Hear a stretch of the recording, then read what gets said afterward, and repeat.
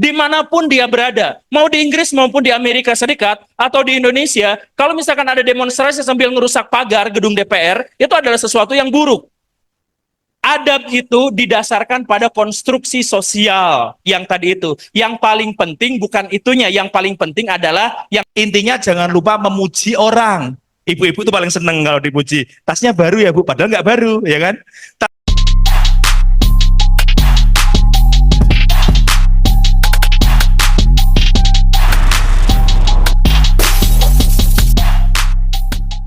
Ya, satu kali lagi teman-teman. Bagaimana? Ibu mau? Iya, silakan.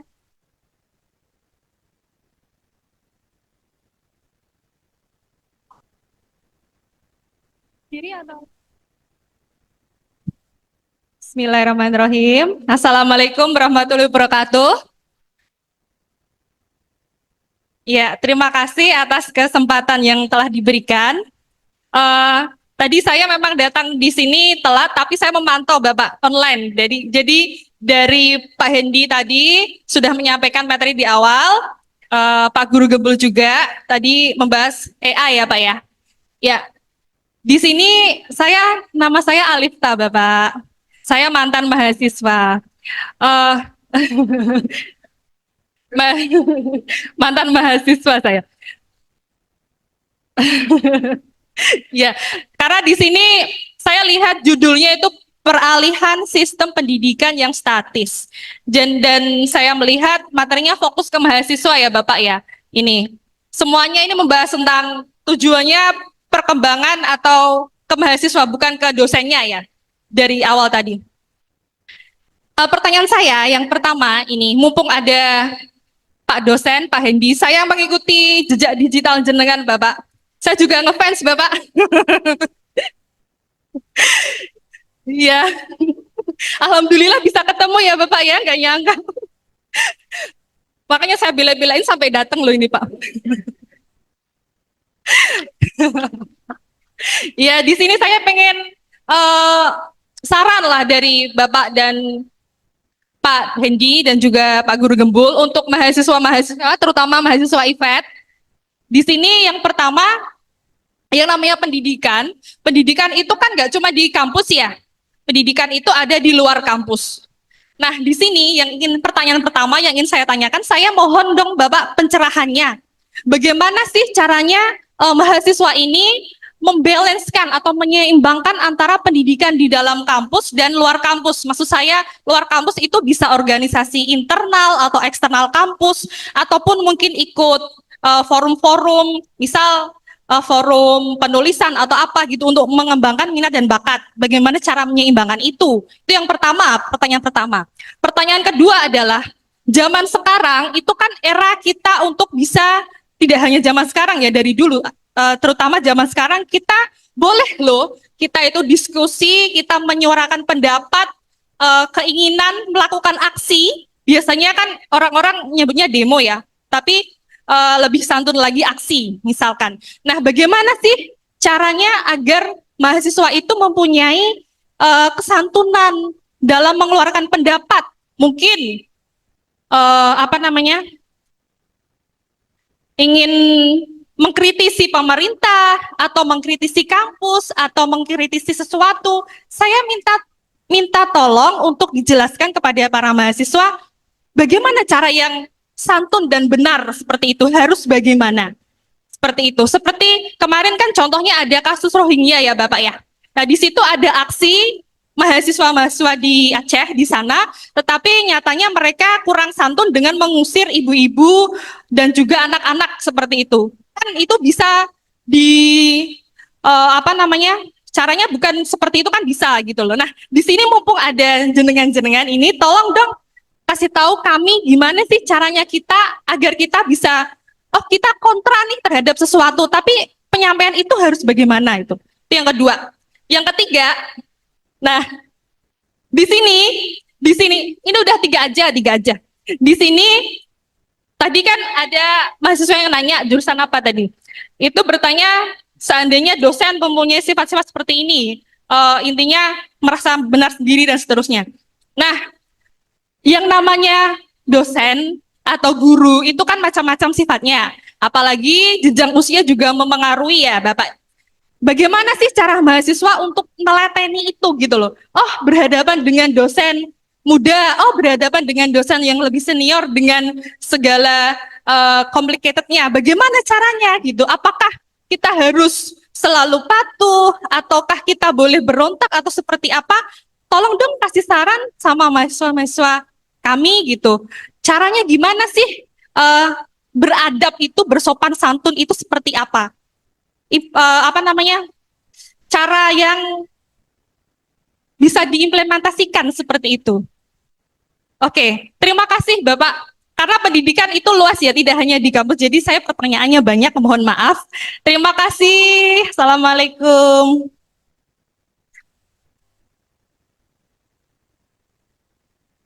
Ya, sopan santun lagi, Pak. Saya lupa apa aja. Yang pertama tuh, oke, baik, cara menyampaikan, cara mahasiswa bersopan santun dalam menyampaikan pesan dan gagasan. Apakah harus dengan demo atau aksi dan lain sebagainya. Ada kesulitan besar di Indonesia untuk membedakan mana sopan santun dan mana feodalisme. Waktu saya ngajar di Inggris,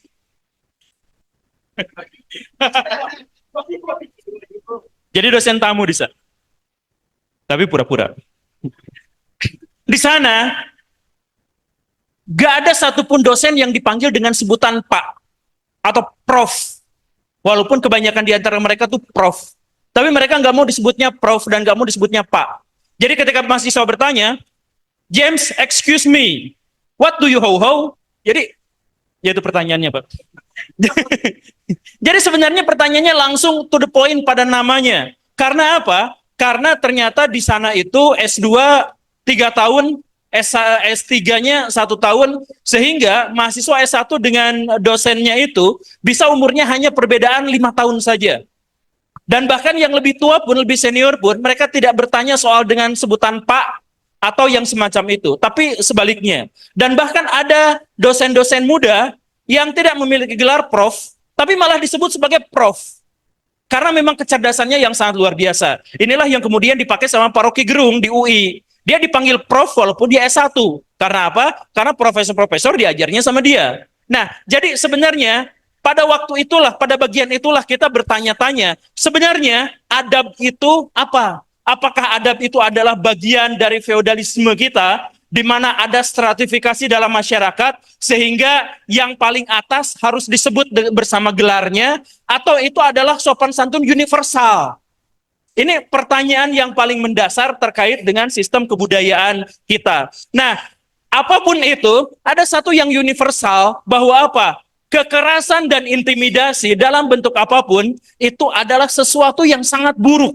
Jadi kalau misalkan ada aksi mahasiswa sampai melakukan persekusi, itu jelas itu adalah sesuatu yang buruk dan tidak beradab dimanapun dia berada. Mau di Inggris maupun di Amerika Serikat atau di Indonesia, kalau misalkan ada demonstrasi sambil ngerusak pagar gedung DPR, itu adalah sesuatu yang buruk.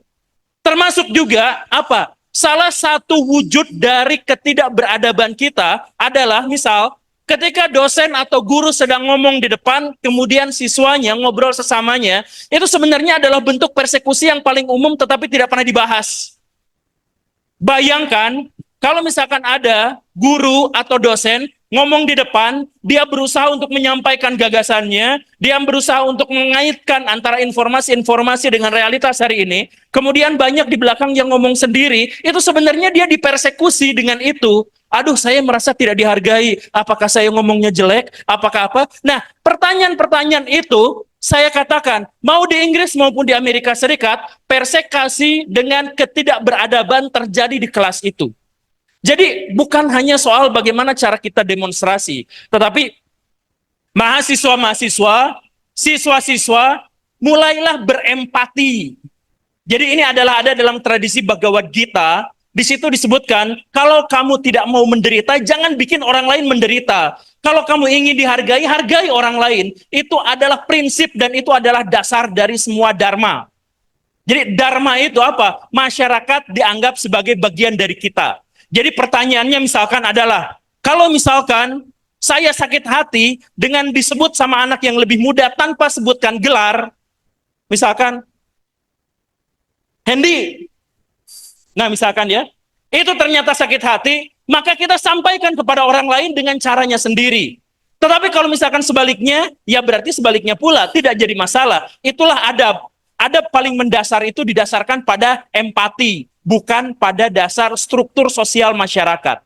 Itu yang pertama. Kemudian pertanyaan berikutnya itu adalah seputar apa tadi? Apa yang tadi ya? Oh, bagaimana cara menyeimbangkan antara pendidikan di kelas dengan di luar kelas? Saya suatu kali juga pernah menghadapi masalah seperti ini dari seorang mahasiswa S3. Jadi saya masih ngebimbing S3 sekarang. Tapi guru. Di situ ada sebuah pertanyaan. Saya harus jadi guru, saya harus jadi dosen di satu sisi yang harus nulis jurnal ilmiah karena itu keputusan, tapi saya juga di kelas harus menyampaikan materi-materi kepada mahasiswa saya, dan itu bentrok. Gimana cara menyeimbangkan? Kalau misalkan konteksnya itu adalah soal pendidikan, maka penyeimbangan itu benar-benar sesuatu yang keliru.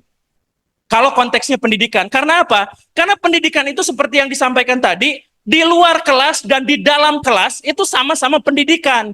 Jadi ketika misalkan saya mengorbankan pendidikan di dalam kelas untuk berorganisasi, itu bukan berarti sesuatu yang buruk. Atau saya harus ada di kelas sampai meninggalkan tanggung jawab saya sebagai panitia kegiatan, itu juga bukan sesuatu yang buruk. Karena apa? Dua-duanya adalah pendidikan.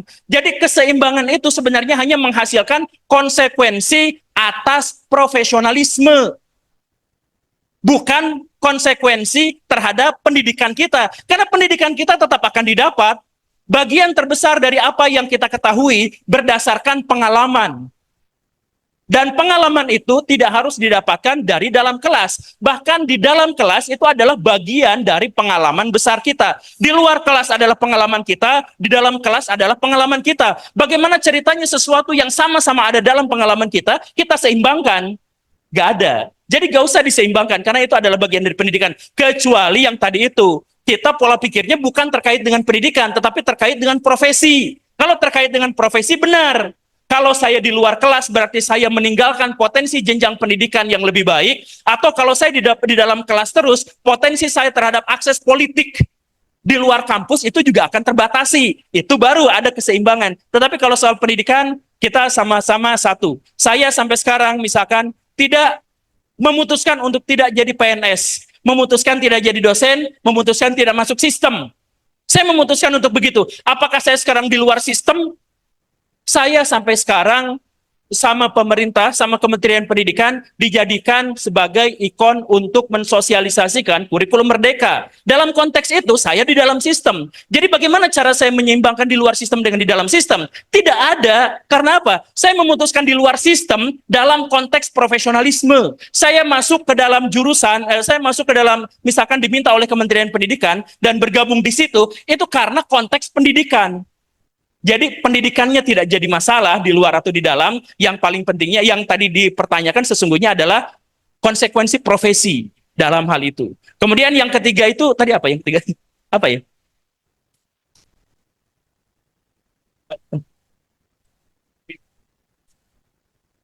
Oh iya, iya.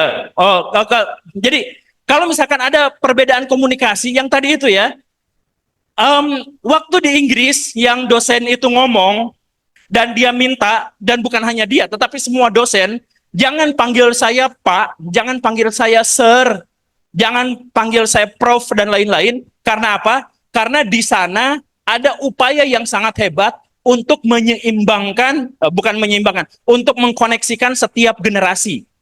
Sehingga mereka mengatakan seperti itu. Misalkan gini, ada teman kerja, rekan kerja di sebuah perusahaan. Mereka teman dekat, tetapi perbedaan usia di antara mereka itu 7 tahun. Boleh nggak mereka panggil sama nama?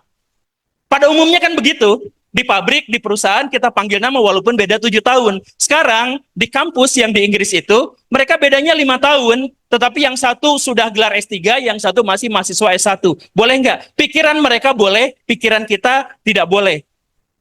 Adab itu didasarkan pada konstruksi sosial yang tadi itu. Yang paling penting bukan itunya, yang paling penting adalah yang tadi itu. Bagaimana cara kita memberikan penghargaan kepada orang lain berdasarkan tradisi yang mereka pegang.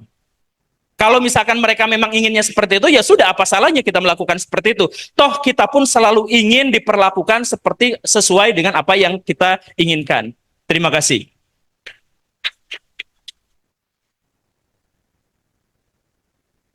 Ini rasanya kayak debat capres gitu, terus satu maju. Tapi bedanya kita saling mendukung ya. Gitu. Ya iya aja lah. Oh, jangan menentang Pak. Oke. Kalau beliau guru, katanya guru honorer, pamer pernah ngajar di Inggris, sama pernah nguji disertasi ya. Saya mau pamer, saya juga pernah jadi guru honorer, yes. 7 bulan pertama dalam kehidupan saya setelah lulus S1 saya jadi guru honorer Pak. Menyerah honornya soalnya. Oke, jadi kalau menurut saya sudah teman-teman tahu kerja sesuatu tidak sesuai dengan pendapatannya, ya ganti pekerjaan atau tetap dilakukan tapi jadi YouTuber gitu ya. Misalnya, contohnya, atau nyanyi di kafe-kafe, atau jadi kupu-kupu malam, silakan ya. Nggak semua orang bisa jadi kupu-kupu malam, jangan GR ya Bu ya, oke ya. Butuh spesifikasi khusus. Tapi saya dengar kupu-kupu malam yang berasal dari kampus itu lebih sopan, lebih mendalami, memahami lesson plan dan lain sebagainya. Oke, kita sekarang berbicara soal budaya kesantunan yang ada dari guru, dosen, mahasiswa. Nah ini kayak kuliah pragmatik jadinya, saya kayak masuk kelas S2. Oke, nanti harus ada biaya tambahan bayar UKT ya Pak ya, mohon maaf ini. Kesantunan universal itu ada, kesantunan yang spesifik bersifat budaya ada. Kesantunan universal menurut Brown and Levinson tahun 1987 ada 5 ya. Yang pertama yaitu kita bisa dengan bersikap terang-terangan terbuka. Contoh ada orang belum duduk, yuk silakan duduk Pak, silakan duduk atau duduk. Itu memaksa tapi baik, ya kan? Kemudian yang kedua adalah kesantunan positif. Intinya jangan lupa memuji orang. Ibu-ibu itu paling seneng kalau dipuji. Tasnya baru ya Bu, padahal nggak baru, ya kan? Tasnya beli di mana Bu? Itu kesantunan. Kalau dia ngasih tahu saya belinya di mana, saya nggak peduli. Saya juga nggak bakalan beli itu, ya kan? Tapi bagus gitu lah. Bapak-bapak kalau yang dipuji apanya? Apakah tasnya? Beda. Bapak-bapak yang dipuji pencapaiannya. Bapak YouTuber hebat ya. Bapak ya bukan siapa-siapa. Nah misalnya gitu ya. Nah, itu ketidaksantunan. Itu ketidaksantunan. Termasuk kepada bapak-bapak tanya anak, itu nggak bagus. Kepada ibu-ibu loh tanya anaknya, diapresiasi tentang anaknya, itu panjang. Terus ada namanya kesantunan negatif, yaitu jangan memaksa orang melakukan sesuatu apa yang mereka tidak inginkan.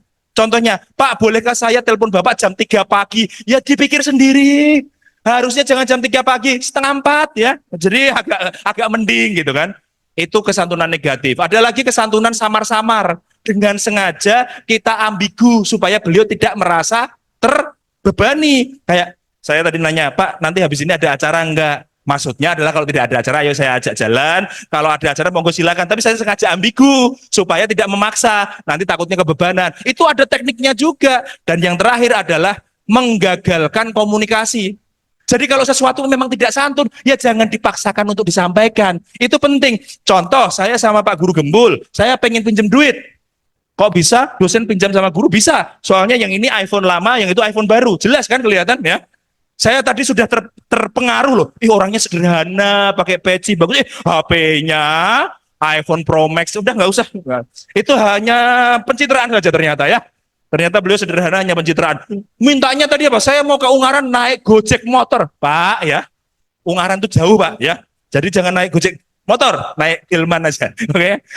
Itu yang universal. Tapi kalau yang kultural tadi, ada juga kesantunan misalnya manggil Pak Hendy gitu. Itu biasa, saya sudah pernah coba, satu kelas saya coba, sekarang panggil nama saya Hendy gitu. Gak ada yang bisa. Hanya satu orang keceplosan. Akhirnya apa? Dia saya hukum. Karena sendirian loh. Hendy gitu loh. Ya, kurang ajar malahan ya, kan kurang ajar. Kalau bareng-bareng nggak apa-apa. Tapi intinya memang ada yang kultural, ada yang kemudian universal. Nah yang universal tadi sudah saya ajarkan. Salah satunya yaitu dengan memberi pujian, memberi kebebasan, kemudian memberi respek, memberi pilihan. Jangankan kok kesantunan ada budayanya. Setan aja ada budayanya ya. Pak Guru Gembul, lihat ya. Teman-teman di sini, pocong itu adanya di mana? Di Indonesia. Kenapa tidak ada pocong di Amerika? Setannya di Amerika apa? Vampir. Nah, itu budaya. Karena di tempat kita orang meninggal dimasukkan ke kafan, jadinya takut sama pocong. Ini nggak bisa diaplikasikan di Amerika. Kalau di Amerika ada pocong, dibilangnya, ada bantal jalan-jalan lah. Sama sebaliknya, setan di sana itu yang ditakuti apa? Vampir, pakai jas. Karena ketika meninggal dipakai jas, orang-orang jadi takut sama orang pakai jas. Kalau dia datang ke sini, ketok-ketok malah bilangnya apa? Yang lainnya aja mas, dikiranya agen asuransi. Artinya bahwa budaya itu sangat menancap pada diri kita. Wong sudah punya budaya baik-baik, kita bisa santun, ya pakai saja. Kemudian nanti kalau kita yang salah, ya kita minta maaf, kita diajari yang baik. Suatu saat, jika Anda sudah separuh baya seperti saya, Anda akan mengalami bagaimana rasanya disia-sia sama anak muda di bawahnya ya. Termasuk yang tadi itu, Pak Hendy, posdim. Lu pikir temen lu, ya udah gak apa-apa, dianggap temen berarti kita dianggap seumuran. Kira-kira seperti itu, jadi ada yang universal, ada yang budaya, dan kita saling menyesuaikan aja. Termasuk kalau komunikasi sama orang yang berbeda, ya harus caranya berbeda. Ngomong sama orang ekstrovert sama orang introvert ya beda caranya. Ngomong sama orang dominan sama ngomong orang yang sopan beda lagi. Ngomong sama saya mendingan langsung aja. Bro, ayo makan. Oke siap. Walaupun itu mahasiswa saya nggak apa-apa. Ini tadi yang mahasiswa saya itu termasuk yang brabro gitu. Bro, ngebir. Jangan di depan umum. Ya nanti aja kalau pulang ya. Oke, jadi teman-teman sesuaikanlah, adaptasilah. Karena kunci kesuksesan juga ada di kemampuan teman-teman untuk menyesuaikan bagaimana cara berkomunikasi yang baik dan efisien. Masih. Terima kasih untuk Pak Guru Gembul dan Pak Hendy atas penjelasannya.